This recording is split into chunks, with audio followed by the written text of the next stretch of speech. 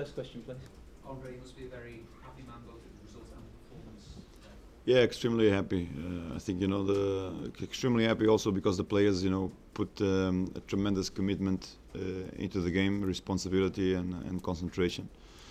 They understood that we've been working so hard and they deserved to get this first win. So the way they came into the game with that focus, to wanting to put things in their place, it's very, very pleasing to see.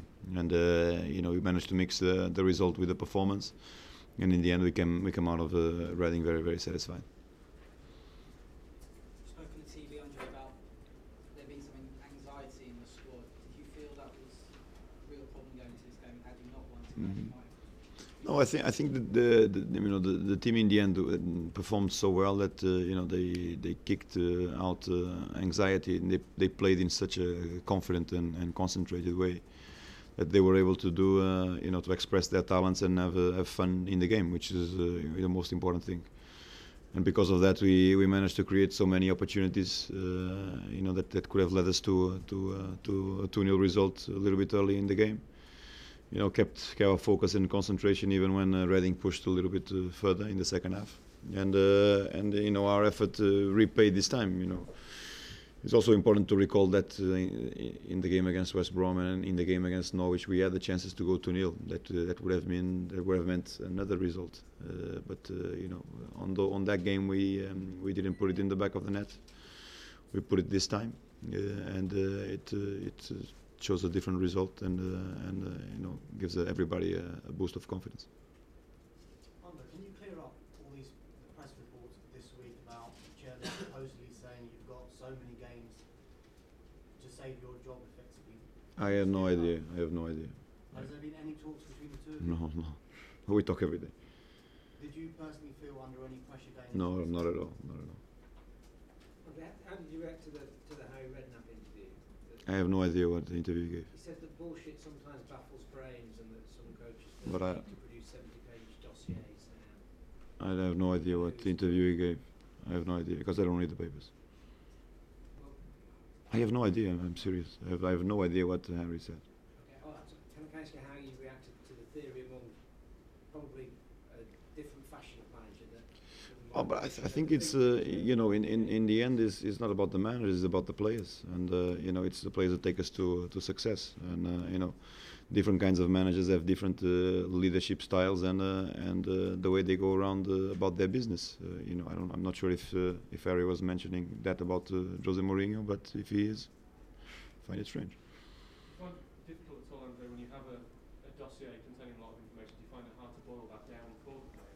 No, I mean, you're not referring to me because I don't use those situations. But in the end, the most important thing is for your team, and it's for you and your players to reach a level of balance towards what is needed for you to reach success. And this is what football is about. I mean, in the end, independent of the manager being modern or being old-fashioned or being old school or looking towards the future, it really doesn't matter the way that you take it. The most important thing is that you have to feel it, and when you feel the way you lead and your convictions, then you can sell your ideas a little bit better, and you take your players to success. A lot of your new signings, Dembele, Sigurdsson and Vertonghen all look very good today. How long do you think it will be before you're properly up to 100% with this team?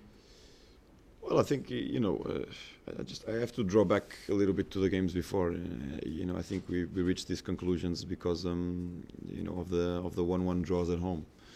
Hadn't those goals in the last minute happened for us, we wouldn't be in this position for sure. In the end, we conceded them and we took the responsibilities, and we have to evolve from the situations where we conceded 2 late goals and had negative results because of that.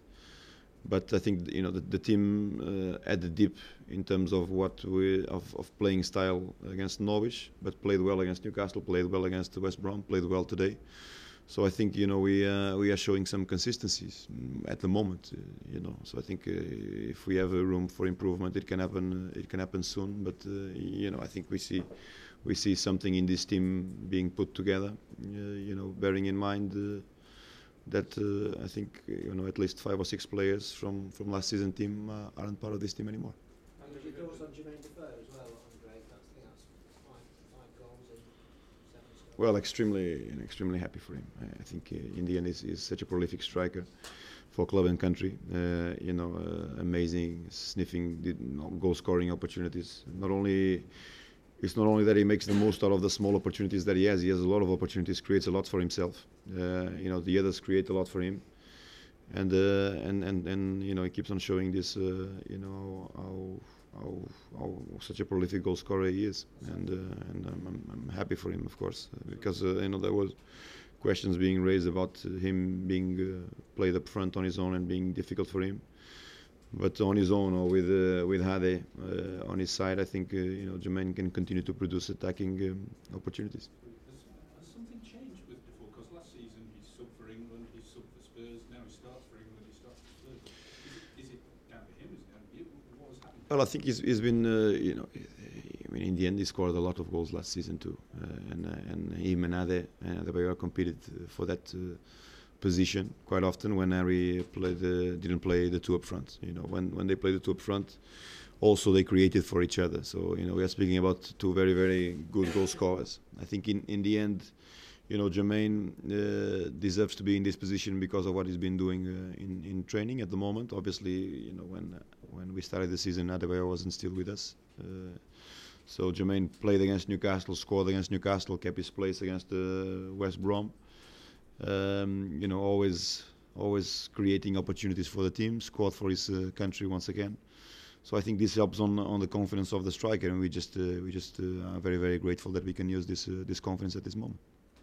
How is important for you the match against Lazio in the Europa League? I think very important because we want to do something special in this competition. I mean, it's a very, very hard competition. You have to play. I think 15 games before you reach the final. It's hard and strenuous competition where eventually the best, the best teams out of Champions League are playing. And the worst teams of the Champions League come back, and sometimes the worst teams. We are speaking about the top teams in the world. So it's a very difficult competition to win. It gives access to the European Super Cup, and for me, I always thought about it as a very prestigious competition, and I think it should be promoted like that. Because after the Winners' Cup disappeared, it's not only about the Champions League.